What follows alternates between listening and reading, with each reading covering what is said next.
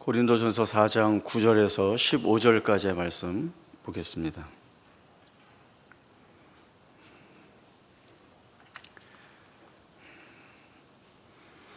고린도전서 4장 9절에서 15절까지의 말씀 봅니다. 내가 생각하건대 하나님이 사도인 우리를 죽이기로 작정된 자같이 끄트머리에 두셨음에 우리는 세계 곧 천사와 사람에게 구경거리가 되었노라. 우리는 그리스도 때문에 어리석으나 너희는 그리스도 안에서 지혜롭고 우리는 약하나 너희는 강하고 너희는 존귀하나 우리는 비천하여 바로 이 시각까지 우리가 줄이고 목마르며 헐벗고 매맞으며 정처가 없고 또 수고하여 친히 손으로 일을 하며 모욕을 당한 즉 축복하고 박해를 받은 즉 참고 비방을 받은 즉 권면하니 우리가 지금까지 세상의 더러운 것과 만물의 찌꺼기같이 되었도다. 내가 너희를 부끄럽게 하려고 이것을 쓰는 것이 아니라 오직 너희를 내 사랑하는 자녀같이 권하려 하는 것이라. 그리스도 안에서 일만 스승이 있을 때 아버지는 많지 아니하니 그리스도 예수 안에서 내가 복음으로써 너희를 낳았음이라. 아멘. 바울은 2차 전도 여행 때 아덴에서 고린도로 내려왔습니다. 이 고린도에 와서 브리스길라와 아굴라, 로마에 있다가 황제의 칙령에 따라 쫓겨났죠. 그들이 이 고린도에 왔을 때 같이 만나서 천막 만드는 일을 하면서 함께 복음을 전하게 됩니다. 고린도에 있던 회당장 그리스보가 예수를 믿고 또 온 가족이 세례를 받게 됩니다.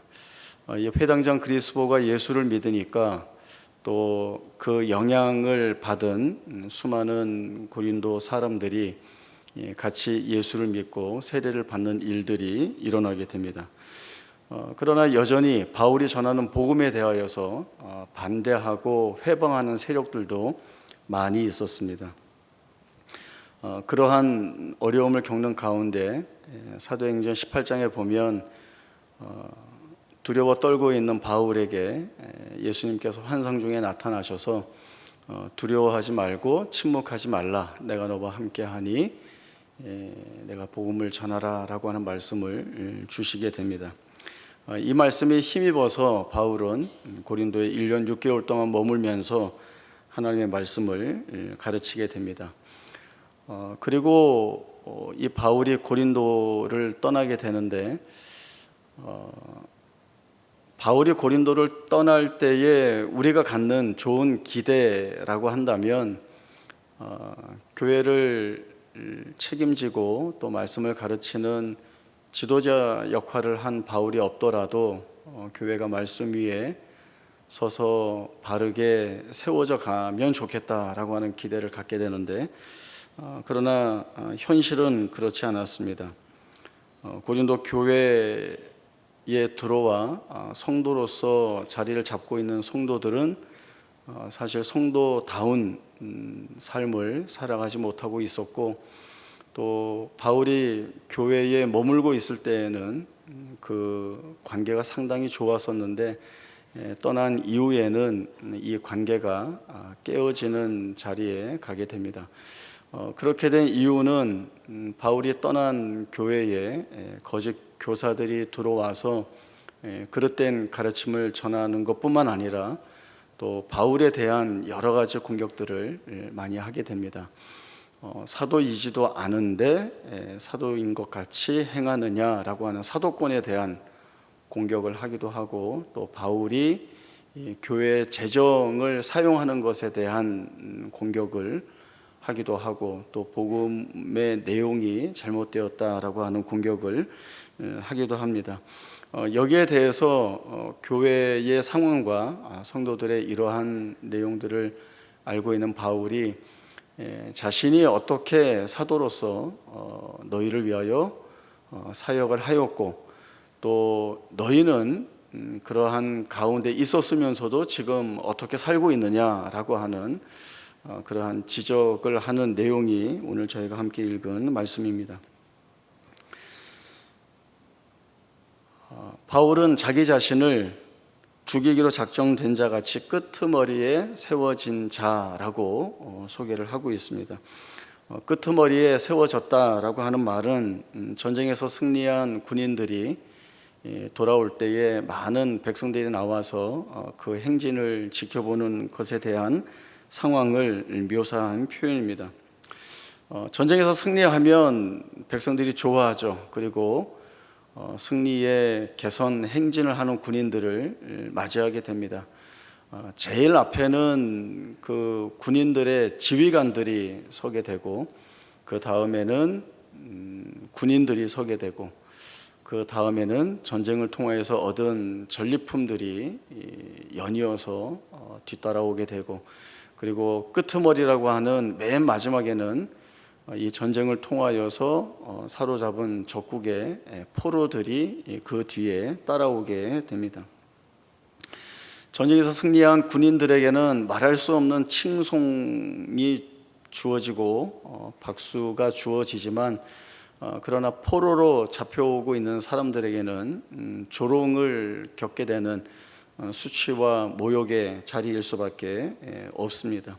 이 포로들의 운명이라고 한다면 그들은 이민을 온 사람도 아니고 또 망명을 해온 사람도 아니기 때문에 그 어디에도 환영받지 못하는, 결국은 포로로 비참하게 살다가 죽을 수밖에 없다라고 하는 것이 그들에게 정해진, 변할 수 없는, 움직일 수 없는 운명이 됩니다. 바울은 자신이 이와 같이 수치와 모욕, 환난과 고난을 겪는 끄트머리에 선 자 같이 서 있다라고 이야기합니다. 그런데 우리를 이렇게 죽이기로 작정된 자 같이 끄트머리에 세우신 분이 누구냐라고 할 때 바로 하나님이 우리를 세우셨다라고 얘기합니다. 하나님은 복음을 전하는 사도에게 왜 능력을 더해 주시지 않고, 그리고 힘을 더해 주시지 않고 이렇게 죽이기로 작정된 자 같이 수치와 모욕을 겪음으로 인하여서 아무것도 할 수 없는 비참한 자리에 세우시는가 묻지 않을 수 없습니다. 그러나 바울은 자신이 겪고 있는 이 자리에서 고백할 수 있는 말이 무엇인가 하면, 자신이 겪고 있는 이 환난과 고난이 하나님 탓이 아니라 하나님의 섭리 안에서 사도로서의 책임을 맡은 자신에게 주어진 사역이라는 이해를 하고 있습니다. 바울은 복음을 위하여 겪게 되는, 그래서 환난과 고난을 겪는 이 자리가 가지 않았으면 좋겠다라고 하는 자리이거나, 아니면 할 수만 있다면 피하고 싶은 자리가 아니라 주의 복음을 위하여 반드시 가야 할 자리라고 하는 고백을 가지고 있습니다. 왜냐하면 그것이 하나님이 일하시는 방법이고, 하나님이 그렇게 일하시는 방법이 항복을 받아내기 때문에 그렇습니다. 바울은 지독한 역설을 대비시키고 있습니다. 우리는 어리석고 약하고 비천하지만 너희는 지혜롭고 강하고 존귀하다. 자기 자신과 고린도 교회 성도들을 이렇게 역설적으로 대비하고 있는데, 이것이 어떤 연유에서 나온 말인지를 잘 살펴봐야 합니다. 사도인 우리는 그리스도 때문에 어리석은 자가 되고 약한 자가 되고 비천한 자가 되었다. 이 말은 그리스도 때문에, 그리스도로 인하여 세상의 지혜와 강함과 존귀함을 다 내려놓았다라고 하는 것입니다. 그리고 그 뒤에 이어지는 말들이 있죠. 비록 우리가 굶주리고 목마르며 헐벗고 매맞으며 거할 곳이 없어 헤매고 또 수고롭게 일하고 모욕과 박해와 비방을 받지만, 그래서 세상의 더러운 것과 만물의 찌꺼기 같이 되었지만, 그러나 우리는 하나님의 손에 붙잡혀 복음의 삶을 살고 있다. 하나님이 맡겨주신 사도의 책임을 바로 이러한 자리에서 우리가 행하고 있다라고 하는 이야기를 합니다. 그리고 고린도 교회 성도들에게는 너희는 그리스도 안에서 지혜롭고 강하고 존귀하다라고 하는 이야기를 하지만, 이것은 좋은 뜻에서 하고 있는 이야기는 절대 아닙니다. 너희는 그리스도 안에 있으면서도 여전히 세상의 지혜와 세상의 강함과 세상의 존귀를 포기하지 않고 있다라고 하는 말이죠.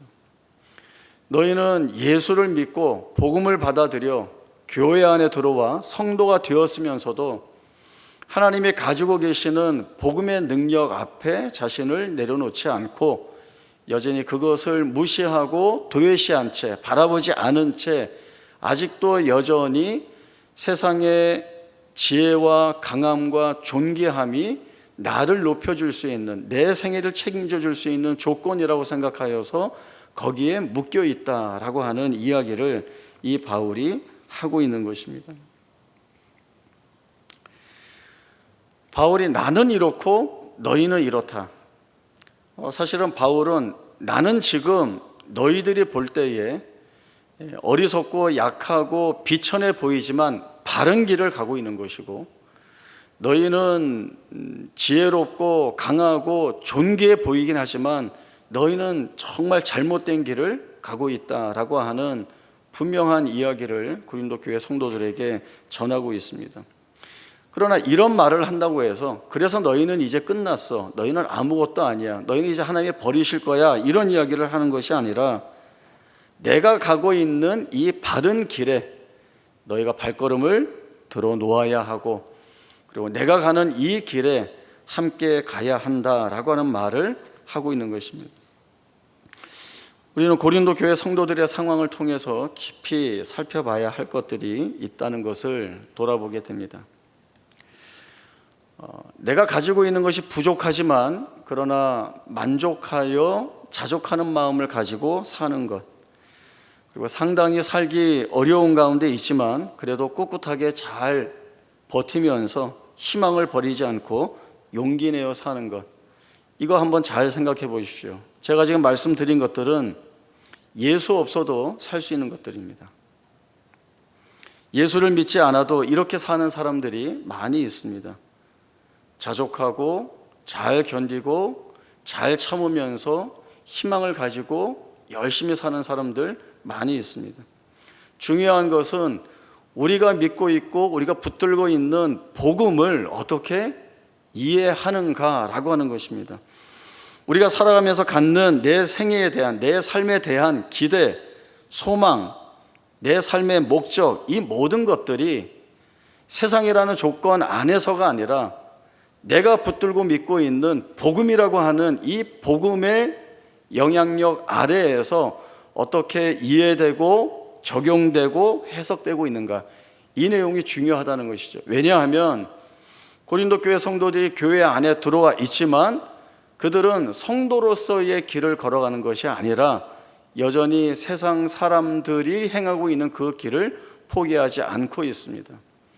여전히 그들의 마음속에는 세상의 것이 힘이 되고, 세상의 것이 나를 존귀하게 만들고, 세상의 것이 나를 부하게 만들어 세상에서 내가 자랑할 수 있는 인생으로 살 수 있다라고 하는 것을 버리지 않고 있습니다. 그리고 이렇게 살아가는 일에 예수가 도움이 된다면, 복음이라고 하는 것이 도움이 된다면 그것도 좋다. 이거 외에는 고린도 교회 성도들에게는 없는 것입니다. 그러나 이 부분이 절대적으로 잘못되었다는 것을 바울이 가르쳐주고 있는 것입니다. 여러분, 이런 생각도 한번 해보십시오. 우리가 바울처럼 힘들고 어려운 상황 속에서도 잘 견디고 참았더니 결국은 하나님의 복을 주시더라. 우리는 이 이야기를 어떻게 해석을 하고 싶습니까? 우리가 이 말을 하면서 갖는 기대는 어떤 것입니까? 힘들고 어려운 상황 속에서도 잘 참고 견뎠더니 결국 하나님이 우리에게 세상의 힘도 주시고 세상의 능력도 주시고 세상의 존귀도 주셨다. 그래서 내가 많이 가지게 되었고 누리게 되었고 높은 자리에 앉게 되었다. 바울이 하고 있는 말씀과는 절대 반대되는 이야기입니다. 오히려 우리가 그런 기대를 가지고 이 말씀을 푸는 것이라고 한다면 예수님을 찾아와 시험했던 마귀의 제안처럼 들립니다. 만일 내게 엎드려 경배하면 천하만국과 세상의 영광을 다 내게 주겠다, 이렇게 제안을 하죠. 그러나 예수님이 뭐라고 말씀하셨습니까? 사탄아 물러가라. 주 너희의 하나님을 경배하고 다만 그를 섬기라. 예수님의 이 말씀에, 단 이 한마디의 말씀에 마귀가 물러가고 천사가 수종을 들게 됩니다. 이스라엘 백성들이 애굽에서 나와서 시내산에서 하나님과 언약을 맺게 되고, 그리고 가데스 바네아까지 올라갔다가 거기에서 하나님의 약속을 제대로 순종하지 못해서 광야 40년의 시간을 보내게 됩니다. 그리고 가나안 정복 전쟁을 앞두고 이 오랜 세월과 시간 가운데에서 하나님께서 이스라엘 백성들에게 반복하여 주신 말씀이 무엇인가 하면 내가 너희의 힘이다 라고 하는 말씀을 주십니다. 내가 너희의 힘이니 너희는 다른 힘을 의지하거나 구하지 말라라고 하는 말씀을 주시죠. 그리고 이 말씀은 가나안 정복 앞에서만 주신 말씀이 아니라 그 이후에 이스라엘의 모든 역사에서 이런 모양 저런 모양의 말씀으로 주어지지만 결국은 같은 말씀입니다. 하나님이 우리의 힘이시다라고 하는 겁니다. 세상에 다른 것으로 힘을 삼는 것은 안 된다라고 하는 말씀이 이스라엘 백성들, 자기 백성에게 하나님이 주시는 말씀입니다. 그래서 하나님이 전쟁을 앞둘 때마다 늘 주시는 말씀이 내가 너희와 함께하니 두려워하지 말라라고 하는 말씀도 주시고 내가 앞서 올라가니 너희는 승리할 것이다 라고 하는 말씀도 끊임없이 주십니다. 신명기 28장 말씀에 보면 이스라엘 백성들이 받을 복에 대한 말씀이 열거가 되어 나옵니다. 너희가 성읍에서도 복을 받고 들에서도 복을 받고 너희의 내 몸의 자녀와 내 짐승의 새끼가 복을 받을 것이고 내 광주리와 내 떡반죽 그릇까지도 복을 받을 것이고 너희를 치기 위하여서 적들이 7길로 올라오지만 한 길로 쫓겨날 것이고 너는 꾸어줄지언정 꾸지 않을 것이고 머리가 될지언정 꼬리가 되지 않을 것이고 너는 위에 있고 아래에 있지 않을 것이다 라고 하는 말로 닿을 수 없는 이러한 복들이 주어집니다. 그러나 하나님이 이런 말씀을 주셨다고 해서 가나안 정복 전쟁 때 무혈 입성하듯이 가나안 땅을 차지하지 않았습니다. 이스라엘 백성들이 무기도 들지 않고 전쟁터에 나갔을 때 가나안 거주민들이 마치 홍해 바다가 갈라지듯이 다 양쪽으로 나뉘어지고 무기 버리고 도망가서 가나안 땅을 얻은 것이 아닙니다. 하나님이 주신 어마어마한 약속의 말씀이 있지만 그러나 이스라엘 백성들은 칼을 손에 들고 싸워야 했습니다. 그리고 그 전쟁에 임할 때에는 목숨을 걸고 싸워야 했습니다. 그러면 하나님이 주신 약속의 말씀들은 어떤 의미가 있는 건가요? 하나님이 그냥 기분 좋으라고 해주신 복된 말씀도 아닙니다. 하나님이 과장되게 표현하신 것도 아닙니다. 우리가 하나님 말씀에 순종할 때 하게 하시는 고백을 이렇게 만들어내겠다라고 하는 것이 하나님이 너희가 순종하면 이렇게 이러한 복을 받는다라고 하는 말씀으로 주신 것입니다. 결국 무엇을 말씀하는가 하면 하나님이 우리 안에서 행하시고 주시는 모든 것들이 다 복입니다. 우리의 삶에 필요한 것이 있어서 채워주시는 것도 복이고 그렇게 해서 넉넉해지는 것도 복이고 우리에게 없어도 되어서 하나님이 거두어 가시는 것도 복이고 우리가 구해도 주지 않는 것은 없어도 되니까 하나님이 주시지 않는다라고 하는 것도 복이라고 하는 사실입니다. 우리가 불리한 가운데 치러지는 전쟁 앞에서 하나님을 붙들 때에 그 하나님이 그 자리에서 주시는 모든 것들이 다 복이라고 하는 말씀을 우리에게 가르쳐주고 있습니다. 너희의 고백을 이렇게 만들어내겠다라고 하는 겁니다. 너희가 어떠한 자리에 있든지 하나님이 주시는 것으로 만족합니다. 하나님이 이기게 하셔서 감사합니다. 하나님이 이 자리에 있게 하셔서 감사합니다. 우리를 머리로 삼아 주셔서 감사합니다. 넉넉하게 해주셔서 감사합니다 라고 하는 이 고백을 하게 하시는 것, 이것이 우리의 고백을 통하여 드러나도록 하신다는 것이 바로 하나님의 약속입니다. 바울이 주님께 육체의 가시가 떠나가게 해 주시기를 3번이나 간구하게 됩니다. 그러나 육체의 가시가 왜 주어졌습니까? 바울이 이야기합니다. 내가 여러 계시를 받은 것이 지극히 크므로 너무 자고하지 않게 하려고, 자만하지 않게 하려고 하나님이 주신 것입니다. 그러면 이 앞의 이유만 들어도 육체의 가시를 떠나게 해달라는 간구를 안 드려도 되죠. 그렇지 않습니까? 나를 교만하지 않게 하시려고 하나님이 주셨다라고 한다면 그것은 선물이고 좋은 것입니다. 그러나 어쨌든 바울은 이것을 떠나가게 해달라고 강구합니다. 이때 주님이 주신 말씀이 내 은혜가 내게 족하다라고 하는 것이죠. 그리고 이는 내 능력이 약한 데서 온전하여 진다라고 하는 말씀을 주시게 됩니다. 이 말씀이 무엇인지를 이 바울이 알고는 이전의 간구가 아니라 이제는 새로운 고백을 주 앞에 올리게 됩니다. 육체의 가시 문제는 여전히 해결이 되지 않았지만, 그러나 바울은 육체의 가시뿐만 아니라 자기가 겪고 있는 여러 약한 것들에 대하여 자랑할 수 있게 되었다고 이야기를 합니다. 내게 있는 약한 것들과 능욕과 궁핍과 박해와 곤고가 좋은 것일 수 없습니다. 여기에 나열된 모든 것들은 없으면 내가 편하고 없어야 내 사역에 도움이 된다라고 하는 생각이 앞섭니다. 그러나 주님으로부터 들은 말씀을 통하여 바울은 이 모든 것들을 자랑할 수 있게 되었다라고 얘기합니다. 내가 약하면 약할수록 주님께서 더욱더 크게, 강하게, 온전하게 일하실 것이기 때문에 그렇습니다. 왜요? 그리스도의 능력이 나와 함께 하기 때문이다.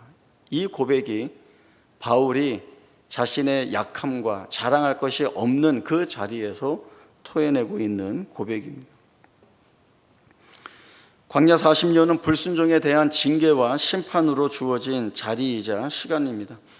그러나 하나님은 이 자리와 시간을 통하여서 사람이 떡으로만 사는 것이 아니라 여호와 입에서 나오는 말씀으로 산다는 것을 깨닫게 하는 자리와 시간으로 만드셨습니다. 광야 40년이라고 하는 것은 가나안 정탐꾼들이 그날을 탐지한 날수를 하루를 1년으로 계수하여서 40일 동안 탐지하였기 때문에 나온 40년이지만, 그러나 이 40년은 하나님의 약속을 거부하고 거절한 출애굽 1세대들이 다 죽고 이제 2세대들이 준비되어서 광야를 떠나는 시간이 바로 이 40년입니다. 다른 말로 하면 그저 하나님이 말씀하신 40년이 되어서, 시간이 되어서 준비가 되지 않았어도 아직 하나님이 행하시는 일들에 대한 믿음이 부족해도 무조건 떠나보낸 것이 아니라 이들은 이 광야에서, 이 시간 속에서 하나님이 어떻게 역사하시는 하나님이신지, 우리가 믿음이라고 하는 것을 가지고도 하나님의 언약 백성으로 살아내기에 충분하다는 사실들을 깨닫게 되고 알았기 때문에 거기에서 일으켜 세우신 것입니다. 너희가 준비되었고 이제 내가 너희와 함께 가나안 정복 전쟁을 통하여 이 땅을 너희에게 주겠다라고 하는 것이 하나님의 그 시간을 시작하시게 된 것입니다. 우리가 자기를 부인하고 자기 십자가를 지고 예수를 따른다라고 하는 것은 이 안에 이러한 고백이 전제되어 있는 것입니다. 이제는 더 이상 세상의 힘이나 능력에 의존하지 않고, 그리고 그것을 내 소원을 이루어내는 조건으로 삼지 않겠다라고 하는 것입니다. 그래야 무엇을 보죠? 주님이 이 땅에 오셔서 이루어내셨던 그 길에서 주님이 만들어내신 똑같은 영광된 승리를 우리로 하여금 맛보게 하시는 것입니다. 우리가 무언가를 가지고 있음으로 인하여서, 그래서 그것으로 나를 책임질 수 있어서 내가 예수의 제자로 살아갈 수 있는 것이 아니라, 우리는 온전히 내 것이 아닌 주님이 주시는 것만으로 쫓아 나아갈 때에 우리를 제자답게 사용하시겠다는 주님의 그 말씀이 무엇인지를 저희들이 들여다볼 수 있게 됩니다. 오늘 권사님들과도 같이 나누었던 말씀인데요, 마가복음 3장에 보면 예수님이 산에 오르셔서 많은 사람들 앞에서 제자들을 불러 세우십니다. 그러나 어떤 자들을 제자들로 부르시는가 하면 자기가 원하는 자들을 불러내십니다. 그리고 주님이 원하셔서 불러내신 자들에게 주님이 무엇을 하시는가 하면 내가 너희와 함께 하겠다는 말씀도 주시고, 이 제자들을 전도도 보내시고 그리고 그들에게 귀신을 쫓아낼 수 있는 권능도 부어주십니다.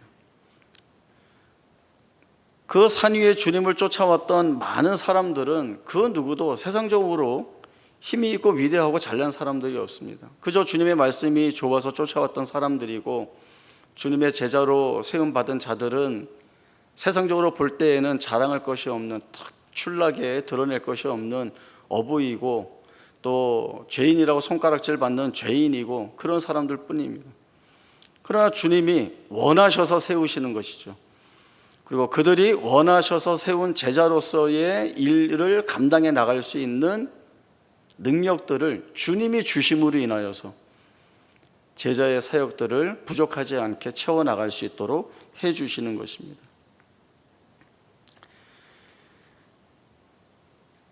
우리는 여전히 이 싸움이 크다고 생각합니다. 우리가 살아가면서 어려움을 겪을 때에 이 어려움을 단숨에 해결해 줄 수 있는 것이 있는데 라고는 생각들을 놓지 못하고 있습니다. 이것이 내게 있다면, 내게뿐만 아니라 자녀들에게도 있다면, 내가 아는 사람들에게 있다면, 나와 사이가 가까운 사람들에게 있다면, 그러면 그 어려운 문제들이 금방 해결이 되고 마음의 자유함을 얻을 텐데, 이것이 참 좋은데 라고 하는 생각들을 갖죠. 그러면 그때 드는 마음이 무엇인가 하면, 사실은 무엇이어도 이렇게 해주면 좋겠다라고 하는 생각들입니다. 여기를 싸워내야 되는 것이죠. 주님은 단 한 번도 이 땅에 오셔서 능력 있는 것들을 통하여서 주님이 이루시는 일들에 부르시지 않았습니다. 주님이 만나는 사람들은 죄인들이었고, 주님이 가까이 하는 사람들은 세상 사람들로부터 손가락질 받는 가장 낮고 천한 자리에 있던 사람들이었고, 그리고 주님은 영광된 메시아의 위상으로서가 아니라 저주받은 나무 십자가에서 죽임을 당하는 죄수로서 죽는 것밖에는 드러내 보여주신 것이 없습니다. 그러나 그 주님이 무엇을 만들어내셨습니까? 죄를 대속해내시고 잃어버린 영혼들을 다 구원해내시고, 그리고 세상에서 죄인이라고 손가락질 받는 그들을 하나님의 자녀, 하나님의 백성으로 만들어내시는 일들을 하셨습니다. 이 주님이 행하신 모든 일들에는 그 어떤 세상의 위력이나 능력이나 강함이 들어있지 않습니다. 늘 낮은 자리에서 가장 없는 것 같이, 아무것도 할 수 없는 존재같이 세상이 휘두르는 그 모든 것에 다 내어 맡긴 듯이 보이지만, 그러나 그 안에서 하나님이 이루어내시는 일들이 무엇인가를 보여주심으로 인하여서 우리에게 마침내 영광된 승리가 무엇인지를 우리에게 충분히 보여주시고 있습니다. 우리가 세상에 매이면 우리는 하나님께서 어떻게 일하시는지를 알 수가 없습니다. 그러나 우리가 세상에 매이지 않고 자유하면 우리는 그때 비로소 하나님이 어떻게, 그리고 얼마나 위대하게 일하시는지를 알 수가 있습니다. 예수님은 우리에게 너희가 나를 떠나서는 아무것도 할 수 없다라고 하는 말씀을 하십니다. 바울도 고린도 교회 성도들에게 너희가 교회 안에 들어와 있고, 그리고 교회 안에 들어와서 하나님 앞에 거룩하게 부름받은 성도라고 한다면, 내가 죽이기로 작전된 자 같이 끄트머리에 있는 사람처럼 세상에 더러운 것과 찌꺼기가 된 것 같은 이 자리, 너희는 거부하고 거절하고 가기 싫어하는 이 자리, 바로 여기에서 하나님의 놀라우신 일들을 드러내시고 거기에 진정한 진리와 영광이 담겨 있다는 것을 알아야 된다라고 하는 이야기를 하고 있는 것입니다. 내가 너희를 잘라버리거나 아니면 징계 차원에서 이야기하는 것이 아니라, 내가 너희를 사랑하기에 아비와 같은 마음으로 너에게 이 말을 권하고 있다라고 하는 것이 바울이 오늘 고린도 교회 성도들에게 주고 있는 말씀입니다. 우리는 이러한 말씀들을 통하여서 비록 우리가 가지지 못하고 어리석고 연약하고 부족하고 못나지만, 그러나 이 인생을 다듬어 가시는 하나님, 그리고 그 다듬어내시는 인생 속에 하나님이 담고 채워주시는 은혜가 있다는 사실, 그리고 그 안에서 하나님의 일하심이 얼마나 놀라우신지를 우리에게 목도시킴으로 인하여서 우리의 입술로 이 가장 연약한 자리, 이 가장 부족한 자리, 아무것도 할 수 없는 이 자리가 가장 하나님을 선명하게, 분명하게, 확고하게 드러낼 수 있는 자리, 하나님이 어떤 분이신지를 우리가 확인할 수 있는 자리라고 하는 고백을 할 수 있도록 만드신다는 것입니다. 그리고 그 자리에서야 우리는 비로소 성도다운 성도로, 하나님의 백성다운 백성으로서의 고백을 가지고 살아낼 수가 있습니다. 이 귀한 고백을 가지고 하나님께서 우리 안에서 이루어내시는 일들에 대하여 나 스스로가 증인이 되어서 하나님의 놀라운 승리의 영광된 삶을 믿음으로, 그리고 담대한 고백으로 살아내는 은혜가 있기를 바랍니다. 기도하겠습니다. 하나님 아버지, 은혜를 감사합니다. 사도 바울은 가장 연약하고 아무것도 할 수 없고 오히려 이제 죽음을 기다려야 하는 비참한 자리에 있는 자처럼 보이지만, 그러나 그 자리에서 하나님이 나를 통하여 이루시고자 하시는 복음의 전파와 또 복음의 확장을 이루어내시는 일이기에 내가 그 자리를 지킨다는 고백을 하고 있습니다. 가장 어리석고 약하고 비참해 보이지만, 그러나 거기가 바로 하나님이 승리와 영광을 담아내시는 자리입니다. 우리를 가장 높이시고 우리를 복되게 하시는 하나님이 일하시는 자리입니다. 이러한 바울의 고백을 오늘 우리가 다시 한번 잘 살펴서 우리의 삶 가운데에서도 세상의 그 어떤 것도 우리의 생애를, 우리의 삶을 책임질 수 없으며 오로지 우리와 함께 하시고 우리에게 은혜를 더하시는 주의 손길을 통하여 살아가는 인생임을 고백하여 우리의 삶이 하나님이 일하시는 자리, 역사하시는 자리, 그리하여 승리의 영광을 만들어내심으로 인하여 우리를 영광의 찬송으로 세우시는 하나님의 복된 목적이 있음을 알아 이 자리 지키고 견디어서 하나님의 영광의 찬송의 고백이 우리의 삶을 통하여 드러날 수 있도록 축복하여 주시고 은혜를 더하여 주옵소서. 거룩하신 예수님의 이름으로 기도하옵나이다. 아멘.